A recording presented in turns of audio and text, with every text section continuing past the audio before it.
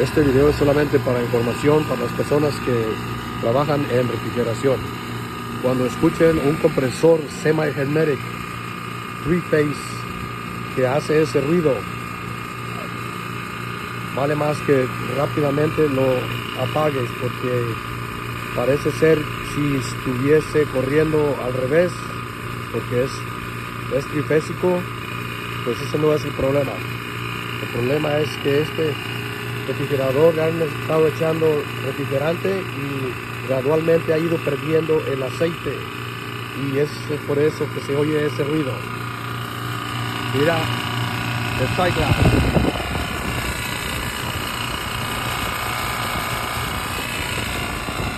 Cero aceite.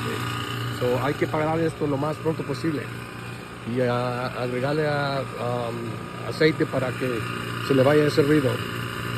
Si lo dejas corriendo así, mañana cuando regreses ya no va a tener compresor.